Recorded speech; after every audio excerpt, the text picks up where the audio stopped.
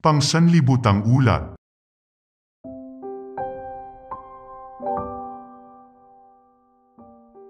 Transform. Theophane, November 11, Guinea.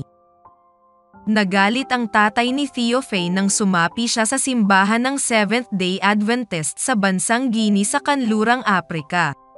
Si tatay ay isang leader sa isa pang Kristiyanong denominasyon at nahihiya siyang pumili ng ibang pananampalataya ang kanyang anak, isang estudyante sa high school. May 1 linggo ka para magbago ng isip, sabi niya. Kung hindi ka magsisimba tuwing linggo, mas mabuting maghiwalay na tayo ng landas. Nalungkot si Theophane. Mahal na mahal niya ang kanyang ama. Ngunit naranasan din niya ang kapangyarihan ni Jesus matapos siyang imbitahan ng isang tiyuhin na pumunta sa simbahan ng Adventist. Siya ay dumanas ng mga pag-atake ng demonyo na huminto lamang nang ipagdasal siya ng mga Adventist. Pagkatapos, sa pagbabasa ng Biblia, natutunan niya na ang mga Kristiyano ay dapat sumamba sa ika-7 araw ng Sabbath, hindi sa araw ng linggo, ang unang araw ng isang linggo. Ayaw ni Theophane na bumalik sa dati niyang buhay. Kung hindi siya maaaring manatili sa kanilang bahay ay aalis siya. Kaya lumipat siya sa isang kaibigan na nakatira sa di kalayuan. Nagpa siya ang lolo ni Theophane na makialam. Bilang pinakamatanda sa pamilya, siya ay lubos na iginagalang. Nalilito ka, sabi ng lolo. Magpapaschedule ako ng isang meeting kasama ang isang pari. Tutulungan kanyang maunawaan ang katotohanan. Dinala ni na lolo at tatay si Theophane sa tahanan ng isang pari. Hindi siya basta-bastang pari. Isa siyang leader ng theologian at nagturo siya ng relihiyon sa isang unibersidad. Ano ang dahilan kung bakit ka umalis sa simbahan? Tanong ng pari kay Theophane. Binuksan ni Theophane ang kanyang Biblia sa Exodo Kapitulo 20. Gusto kong pag-aralan natin ang 10 utos, sabi niya. Binasa niya ang unang utos, na nagsasabing, huwag kang magkakaroon ng ibang mga Diyos sa harap ko. Exodo Kapitulo 20 versikulo 3. Pagkatapos ay binasa niya ang 2 utos, na nagbabawal sa pagsamba sa mga larawang inukit o inanyuan.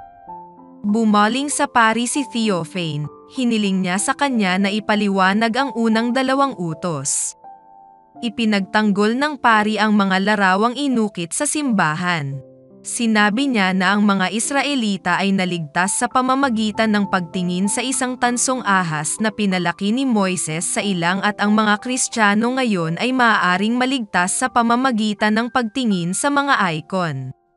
Nagpatuloy si Theophane sa 4 na utos na nagsasabing, alalahanin mo ang araw ng Sabbath upang ipangilin ito.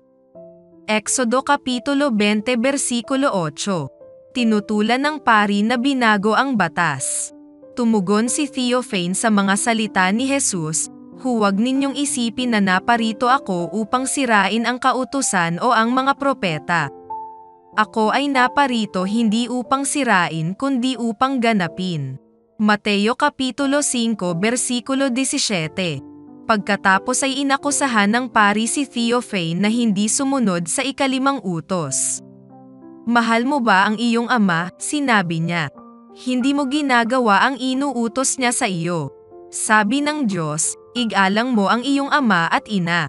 Sumagot si Theophane, ngunit sinabi ni Jesus, ang umiibig sa ama o ina ng higit sa akin ay hindi karapat-dapat sa akin. Mateo Kapitulo 10 versikulo 37. Tumingin ang pari sa tatay ni Theophane. Tapos na para sa anak mo, sabi niya.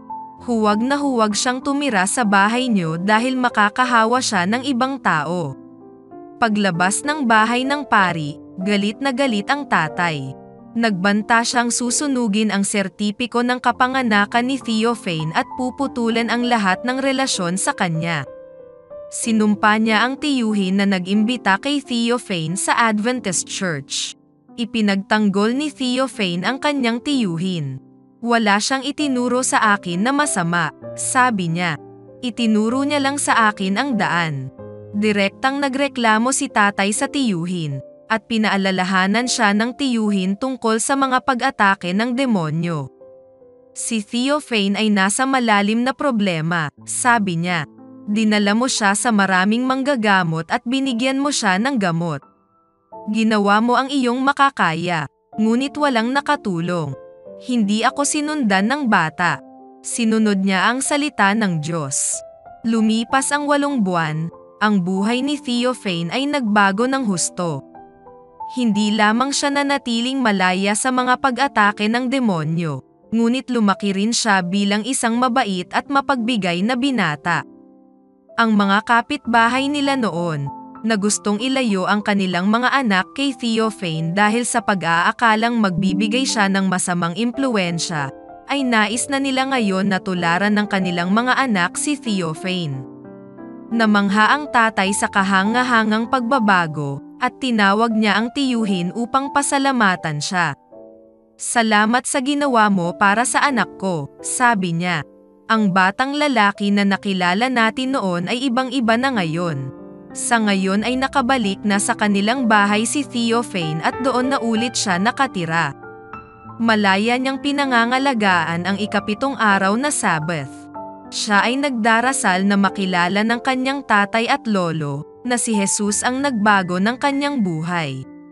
Ang panalangin ko ngayon sa Diyos na baguhin ang kanilang mga puso upang makasama nila ako sa aking bagong pananampalataya at makasemba kami ng sama-sama, sabi niya. Salamat sa inyong 13 Sabbath na handog. 3 taon na ang nakakaraan na tumulong sa isang Seventh-day Adventist school na lumawak gamit ang mga bagong silid-aralan sa Conakry, Guinea.